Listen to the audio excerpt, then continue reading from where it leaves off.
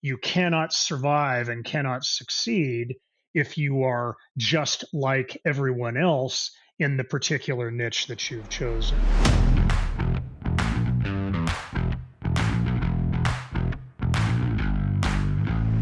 Welcome to Professional Builders Secrets, a podcast for building company owners wanting to grow safely and securely. I'm your host, Will Blunt, and today I'm joined by Steve Kreitzberg from Apparatus Contractor Services in the USA. Steve, welcome to the show.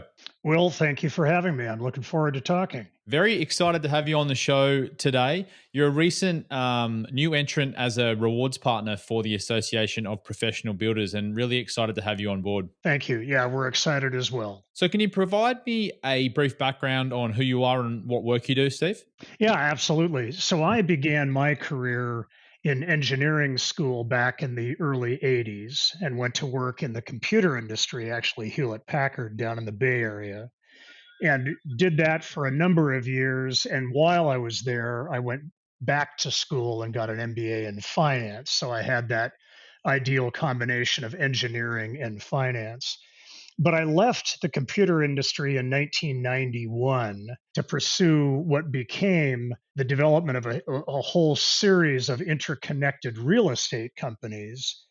And it was that experience that began in 91 and continues to this day that ultimately led to what is now Apparatus Contractor Services. And the story there was simply that all of those businesses that I began to build starting in 1991 all relied upon really good, capable general contractors for us to achieve what we were trying to achieve. And I learned really early that some of my best contractors struggled mightily with the finances and accounting for their construction businesses. And as a client of them, we would struggle then. We'd pay them and they'd apply it to the wrong invoice, or they wouldn't bill us at all, et cetera.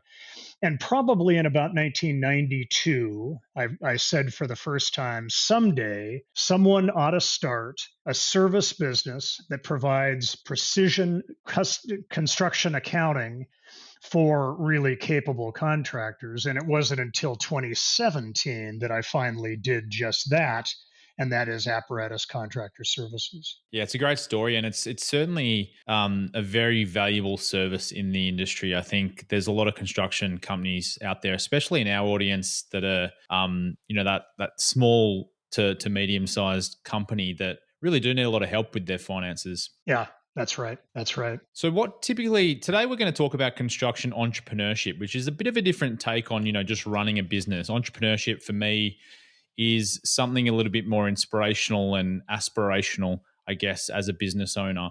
So what motivates construction entrepreneurs to enter the industry?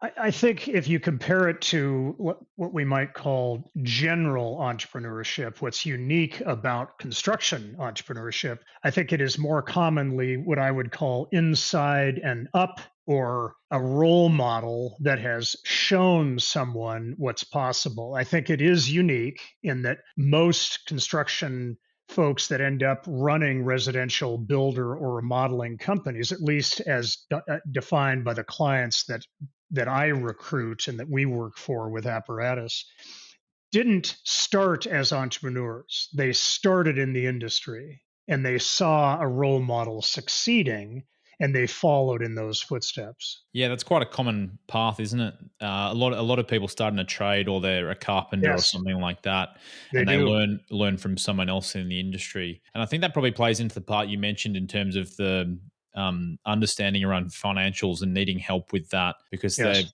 probably been flying by the seat of their pants to a certain extent. Great at their trade, great at building houses, but don't know as much about the business side of things. Exactly. What are some of the unique challenges that entrepreneurs face in the residential construction industry? Well, when you compare it again to more generalized entrepreneurship, especially the way that I'm about to break it down, one would stand back and say, gosh, talk about picking the hardest possible path, because let's be honest about what residential spec or custom home building or large scale remodeling really is.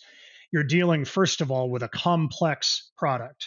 It is not simple. It is a highly regulated product. There's a body of law that surrounds everything from building codes to bonding and licensing. So this is a highly regulated space. It is capital intensive. If you are doing spec homes, you've figured out a way to raise large sums of money, and that's a bit unique. It's a complex supply chain. It's both localized and dependent on national sources for the key components that go into your product. And to top it all off, you have substantial competition. It is not exactly a space that is absent lots of competition coming and going at all times. Yeah, it's very when you put it like that, why would anyone get into the industry?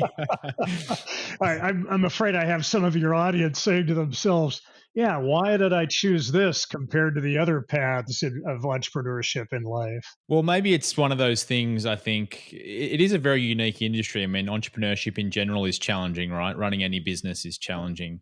But for all those reasons you just said, it's quite a unique space, and only the best can shine. Yeah, that's exactly right. Yeah. So if you do manage to handle those challenges and break through the other side, you can have a great deal of rewards come from that. Yeah, and I think what folks who are succeeding have realized is that the way to solve the complex problem part of the challenge is customer tailored standardization. You're doing a series of operational decisions that allow you to have a relatively standardized product, but still highly adaptable to the needs of a specific client.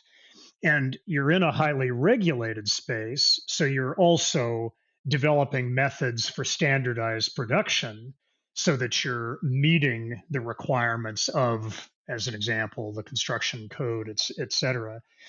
Because it's capital intensive, you're developing skills and capital sophistication probably faster than most entrepreneurs, especially service business entrepreneurs who may never face those challenges.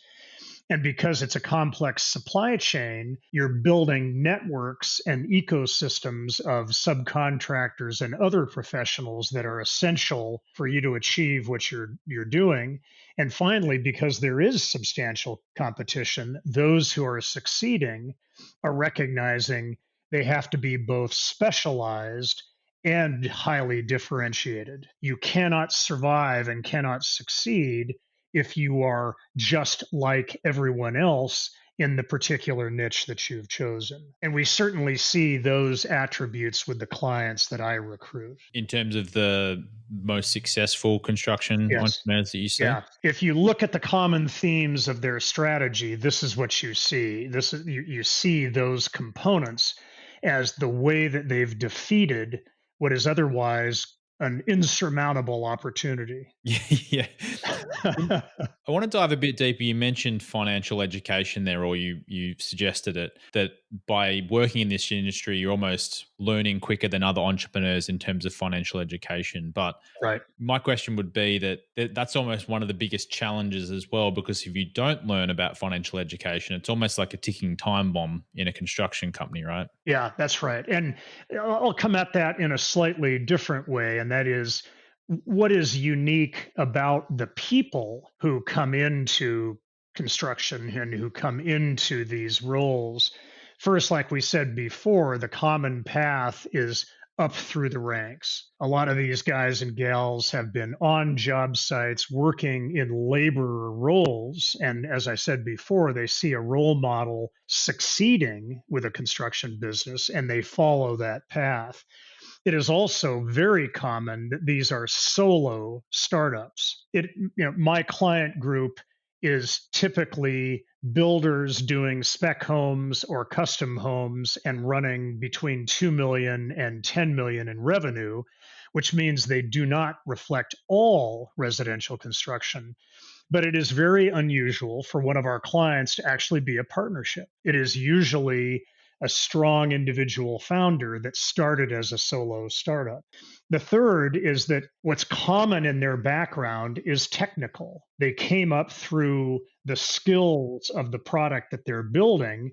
They did not come from the sales side.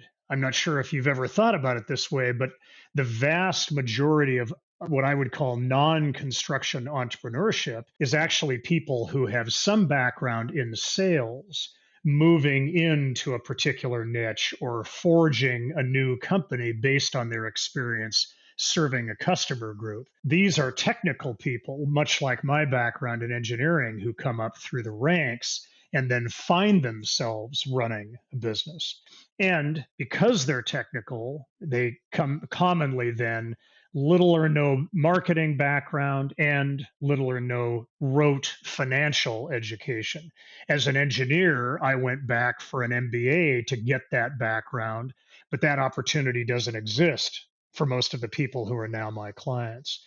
The fifth piece of what I think makes these people unique is that it's rare that you meet a successful builder or remodeler who didn't bootstrap their company. I mean, they literally started out profitable, they maintained a level of profitability, and they built a business that was built upon that profitable process. To the extent that they got debt later, it was because they recognized that there's leverage that comes from labor, meaning I can hire people, but then the next layer of leverage has to come from capital, which they do then with institutional debt in the case of spec build, or client debt in the case of custom build. So I think the people themselves are different. Their trajectory into entrepreneurship is different. Yeah, very unique, as you mentioned.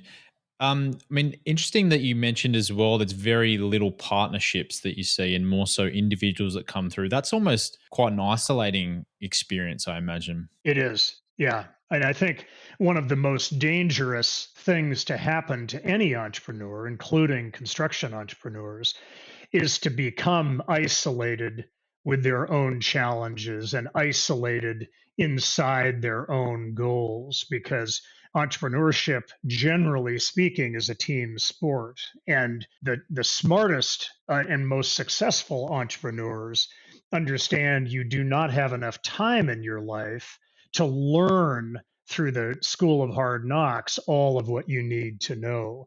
And the people who have achieved more in the time period that they are running those businesses are not actually moving faster. They're just not spending time in dead periods where their ignorance acts as a barrier to their own success. There's a perspective out there that I think is true, that all of us, when we're doing anything in life, especially entrepreneuring, have to pay down an enormous ignorance debt.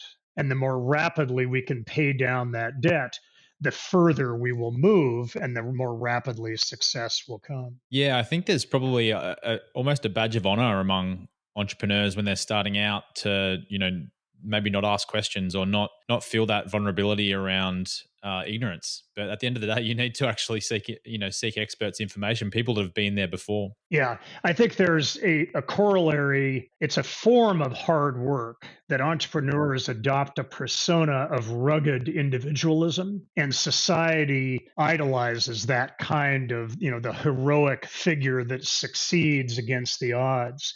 But if your objective is to optimize for your own success, rugged individualism is actually the opposite of what you should be doing. And I can speak from experience in my entrepreneurial career, which began in 91. I spent easily my first 10 years as a committed, rugged individualist. In fact, I almost took as a badge of honor that I would rather be wrong by myself than right with others. And in hindsight, now I look back on that and realize that is what it was, which is simple arrogance. And if you can shed that arrogance and take the help that other people are capable of giving you, you can move so much faster. And you look around, the people who've succeeded tend to be those who are very quick to engage with someone else and say, either, here, I need help in this domain, can you do it? Or at very least, I'm struggling here, teach me. Mm. But it's hard to do. It's hard Yeah, to do. Most of absolutely. us are what I call, we tend to spend our time being too cool for school. Yeah, it's a good phrase to refer back to. Do you ever find, because you mentioned most construction entrepreneurs essentially bootstrapped and their growth is probably progressive and slow in the first period of the company's existing. Yes. Do you ever find that therefore they're a little bit more gun shy on growth and investing in the Yes. business at a certain point? Yes, I do. In fact, I'm going to use that question as a springboard for what I think is quite interesting about what I've learned about the kinds of folks that I work with today with Apparatus. And there is some really important mindsets that the most successful among my clients begin to adopt. And I spend a lot of my time talking about these mindsets with my clients because I think they are so instrumental to success. And the ideas I'm about to share are a mix of mine plus a lot of the ideas that I have gleaned from a gentleman by the name of Dan Sullivan of Strategic Coach. I've been a client of Dan Sullivan's for about 20 years. So these are some of his ideas. And the first is that there are really four freedoms that come from entrepreneurship: the freedom of time, the freedom of money, the freedom of relationship, and the freedom of purpose. But the key thing that you have to understand is that the freedom of time has to precede freedom of money. A busy entrepreneur is less likely to accelerate their own growth. You have to free yourselves up. And so that leads me to point number two. Growth actually comes from simplification. So, what I mean by that is that you have to narrow your own focus to allow yourself and your organization to grow. Another way to look at it is you can have anything you want if you are willing to give up what you hate doing. So, if you can get out of your own way and get out of those things that are actually going to be limiters for you, but most of us have a tendency to hang on to things we shouldn't be doing. And then finally, when it comes to delegation and that hesitancy to delegate, and the second idea that all is really that all growth has to be preceded by simplification. You cannot grow complexity. And so it starts by you narrowing your own personal focus. And another way to think about it is you can actually have everything you want if you are willing to give up those things that you hate or shouldn't be doing in the first place. The other is that delegation is something that a lot of us fear, but a powerful idea is this notion of don't ask yourself, how can I get X done? Ask yourself, who exists out there that is expert in X, and how do I harness them to get this done for me? Because the moment I ask myself the question, how do I get this done? I've put the burden on myself. Instead, if I say, who can get this done for me?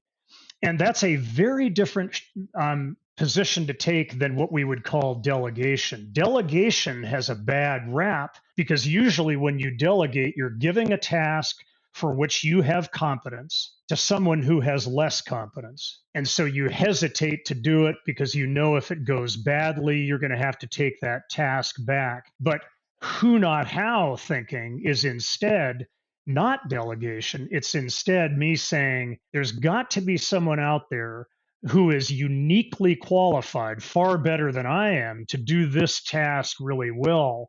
And if I build my company by creating points at which I can bolt on those capabilities, now I'm going to grow. Apparatus itself is designed to be bolted on to a rapidly growing construction company because we are that who when it comes to finance and accounting. And we'll talk more about Apparatus later.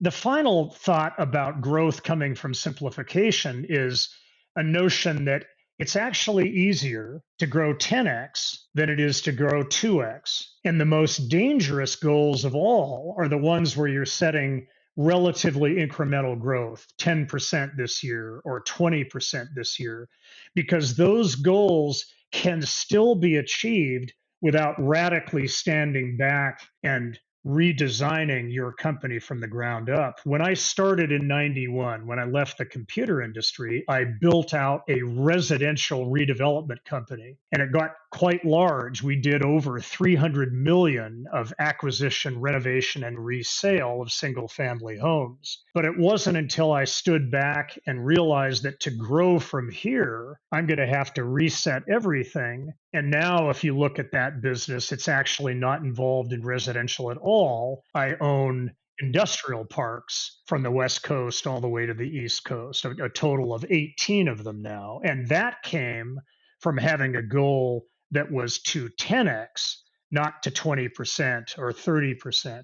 And that escapes a lot of people for a long time. Really big goals can be achieved oftentimes easier because it forces you to change everything. And then a third mindset that is, I think, essential for people's success is that collaboration, working together with others, is about hero targets. And what I mean is, as I grow Apparatus, I'm trying to be a hero to residential construction business owners, entrepreneurial people that have a passion for growing. Anybody in the industry who is also trying to be a hero to that group of people is a perfect collaboration target for me. And if I set about to work with the other people who are trying to be heroes to the same clients I'm trying to serve, suddenly my own growth accelerates.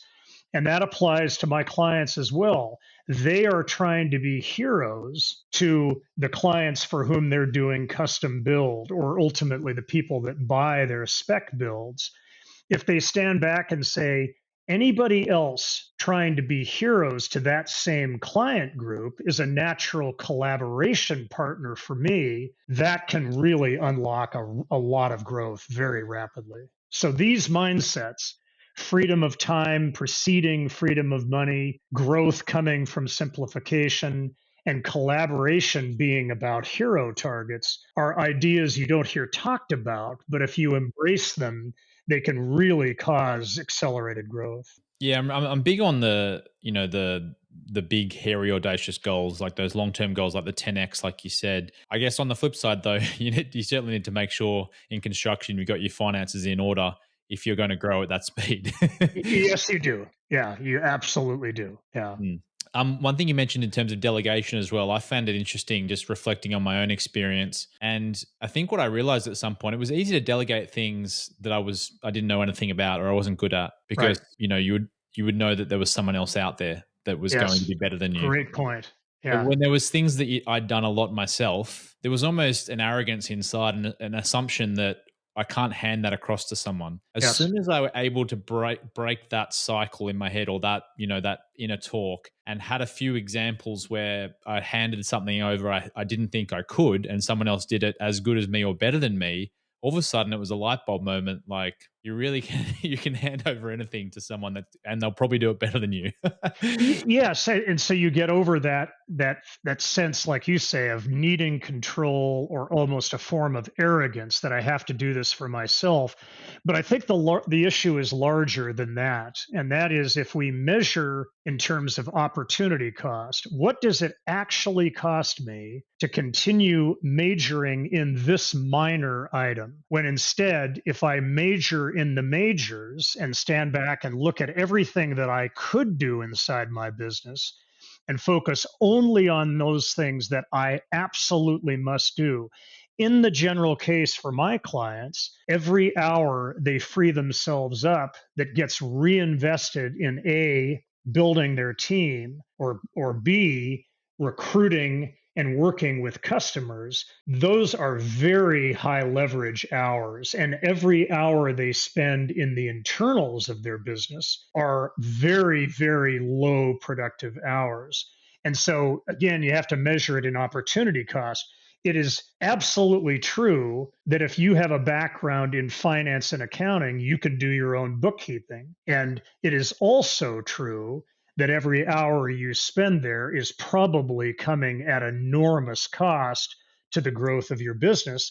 And that's true about everything. There are some people that have to be the HR manager. There are some people that have to be, I mean, a lot of guys who have to be the tech expert inside their company, keeping all the computers going, et cetera, because we have comfort in these roles. But if you really stand back and ask yourself, every hour that pulls me away from building my organization and building my customer base is coming at enormous cost, then it's clarifying. Well, a good example in construction, I imagine there's a lot of builders out there that feel a need to control every build they do, every site they do, Oh, every yeah. little detail. Yeah, that's right.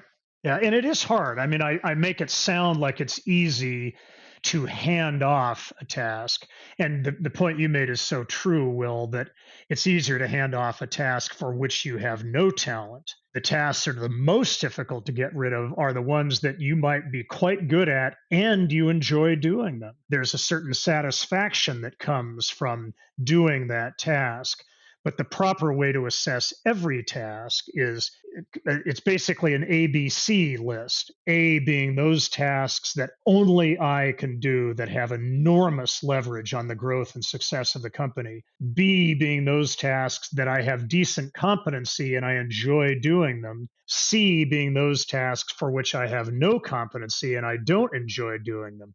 It's easy for everybody to get rid of their C tasks. It's the B tasks that they get hung up on. And when you see someone who has hit what I call a ceiling of complexity, where they can no longer grow because they can't break that ceiling, it is almost always the case that they are retaining ownership and responsibility of B items for which there is a who out there somewhere who will do that B item better than they can, but that doesn't make it easy to let go. No, definitely not. But great advice to give all the builders out there. So if you get your crystal ball out for a moment, what do you believe the future holds for construction entrepreneurs? Yeah, that's a good one because things, especially now, feel like they're changing so rapidly. I would say that first and foremost, markets will always reward uniqueness and differentiation. So, anybody that's an entrepreneur, and especially my construction entrepreneurs and your client group, that is focusing on owning and dominating a niche where they have built an identity in that niche and they've recognized that being narrow and deep is almost always the best strategy. I think the future marketplace will always reward that. The second thing that I think is absolutely true is that technology is around us at all times. It's accelerating around us at all time. And technology ultimately does one thing. It makes everything abundant. So as we watch technology, the technology of energy production, the technology of materials and supply chains and et cetera, they all have the impact of making everything abundant. So as we choose niches to serve, we want to choose those that are going to grow disproportionately. And oftentimes, then, those are going to be the niches that are served disproportionately by the advances of technology. And again, I'm an engineer by training, so I keep connected to this. I used to work in the computer industry, so I'm very tied in. AI is a buzzword, everybody's hearing about it. But remember, AI is just software. AI is no different than the software of the past. It is driven by inputs and algorithms and outputs. But AI is unique in the sense that it will have impact more broadly and more rapidly than anywhere else or than any technology that preceded it. I am a techno optimist, so I look with favor on what's coming. I don't spend any time worrying about it. And what I tell my clients is look, AI is simply the next evolution of software. And what we all should be doing is looking for what those tools will do. I'm looking for those tools internal to my industrial real estate enterprise. I'm looking for them internal to Apparatus itself. And I'm talking to my clients about looking for it for their own benefit as well. Yeah, it's interesting that it's a good way to look at it because there's no point in worrying about what like the downsides could be. If you look at the upsides and the potential improvements in productivity and scale and speed and all of those great things, then you can really adopt it and get a leg up on your competition. Yeah, that's right. That's right. Well, Steve, it's been great to talk to you today about construction entrepreneurship. What other advice do you have for building company owners out there about being a great entrepreneur?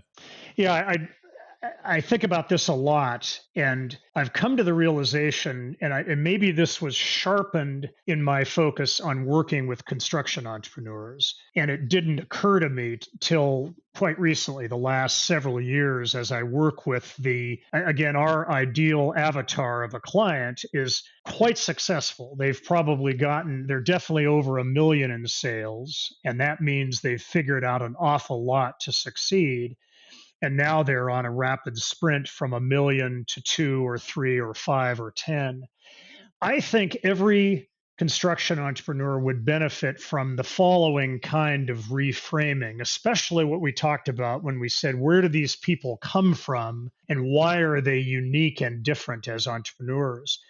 And here's the reframing that I would give to all of your audience. Rather than saying to yourself, I came up through the ranks and I now am a builder or I'm now a remodeler, think of yourself this way. I am an entrepreneur who has a specialization in home building or home remodeling or spec homes. And that sounds like a subtle shift, but the moment you begin talking to yourself and others from the frame of you are first and foremost an entrepreneur who happens to be applying that set of aspirations and skills to the construction industry, frankly, you begin thinking about your business and yourself and your goals very differently, because generally entrepreneurs get stalled when they begin to think of the size of their company being capped. And what I find is the people that are more what I would call pure form entrepreneurs rarely encounter a limit to the aspiration and size of their business. But construction entrepreneurs often feel a boundary. Gee, I'm 3 million, maybe I'll get to 5 million. I can't imagine being 7 million. And what I would submit to you is if instead every day you said to yourself, I'm an entrepreneur with a specialization in home building or home construction or remodeling, and keep that as your framing, it will begin to influence how you think about everything, including, and most importantly, your own goals. Yeah, I really love that. So it's a very subtle reframing, but very powerful. And I It can is imagine very how. powerful. Yeah, it Absolutely. is very powerful. Cool. Well, Steve, tell us a bit more about Apparatus before we wrap things up. I will include a link to the Apparatus rewards page on APB's website in the show notes. But otherwise, give us your elevator pitch. Yeah, okay. I could talk about Apparatus really through a couple of points. Who do we help? What do we do? What problem do we solve? And then what promise do we make? And we help residential builders and remodelers, whether they're doing spec or custom and large remodel. And our ideal clients are folks who are growth centered. They are recognizing that having precision construction accounting is a critical problem they have to solve. They are coachable, meaning they are not too cool for school. They are goal driven. My most important attribute that I look for in one of my prospects is, will they walk on broken glass to grow? Because if they are committed to their own growth, I know they will do what's necessary to allow us to help them grow. They tend to be decisive, collaborative, and cash confident. They can't be in a position where they can't plan for the next 2 weeks. Now, what we do is we build and operate QuickBooks Online precision construction accounting systems, which means end-to-end accounting, CMS integration, construction management system integration, Builder Trend, Co-Construct, Job Tread, et cetera, and of course, the financial reporting that goes on with this. Now, the reason that I created Apparatus and the problem that we solve now that I began to try to solve when I formed the company is that ultimately clarity is the foundation of all confidence, and confidence is the foundation of all aspiration and growth. So what we are doing is we're in the clarity business. And we're solving the problem of people who are flying blind because they don't have the confidence or the competency in precision accounting that they need, or unintentional neglect. They haven't given it to someone who's really good at it, but they aren't really treating it the way it needs to be treated, and their company is suffering. Or lack of skills, lack of time, expertise, in other words, they can't let go, but they don't have the ability to run it themselves. Or, as I mentioned before, ceiling of complexity. The final problem that we solve for our clients, and I see this more often than I think I should, is fear. I encounter people who, honest to goodness, don't want to know. And they're allowing their own aspirations to be clipped and limited because they don't want to face what their own finances might tell them. And yet they know intellectually if they cross through that period of fear, they'll have the company they always knew they could have. So the problem we're solving is we're giving clarity, because that's the foundation of confidence, and confidence is the foundation of aspiration. Then the promise we make is we're going to take whatever bookkeeping system you have, and if you're open for business, you've got a bookkeeping system of some kind, and we are going to either build or transform that into a QuickBooks Online precision accounting system, and we're going to do it in 60 days. And if I don't accomplish it in 60 days, our service becomes free until I do accomplish that outcome. And the outcome we promise is that it's a precision accounting system that's structured. It's based on the NAHB model chart of accounts. It's accurate, meaning all costs are properly booked to the right chart of accounts line item and the right project. It's up to date, meaning it is near real-time, honest reflection of the actual financial performance of your business. It's clear, which means the reports that you're getting are useful to you because you understand what they're telling you. And finally, it's accessible. You have control of your own books. We just run them for you, but you are the one in control. And you can access those books 24/7 on your smartphone or your desktop machine. Well, it sounds good, Steve. I love the idea of clarity, which gives you confidence. Really simple, but it has like a deep meaning there around anyone that's ever had fear around their finances before would know that when they have got clarity, it does give you confidence to make decisions from a position of strength rather than fear. Yeah, and that lack of confidence is cancerous. If you think you can hide that from your staff, you're wrong. If you think you can hide that from your subcontractors, you're wrong. And it's that momentary hesitation where you don't have clarity that causes you to pass on that next build because you don't quite know where you are, or it causes you to say no to that next opportunity. And this is what adds up. The other way to look at it is, what would it feel like if at all times I had total clarity on where my finances are? And when you think about it that way, you begin to realize, well, wait a minute. If I had total clarity and I didn't like what it said, I'd be activated to fix it at all costs with total focus. If I had total clarity and I did like what it said, my goals would expand immediately. I would extend to that next project. And the difference between the guys and gals that are really growing and really exceeding, they spend all their time in total clarity, and therefore they maximize the confidence, and that leads then to that higher aspiration. Amazing. Well, Steve, thanks so much for coming on Professional Builders Secrets today. Highly recommend everyone checking out Apparatus. If you're an APB member, you can get a cash rebate for working with Steve and his team by going to our rewards page, which we'll include in the show notes there. And really appreciate all the advice you've given the builders out there, Steve, on construction entrepreneurship, delegation, mindset, and a whole bunch of other great tidbits that I can't cover off in this final outro. Well, Will, I really appreciate the opportunity. Yeah, great to have you on. And also a big thank you to all our listeners out there, wherever you are in the world. If you like the show today, please subscribe to Professional Builders Secrets on your platform of choice. And if you're feeling generous, leave us a review. But until next time, have a great day.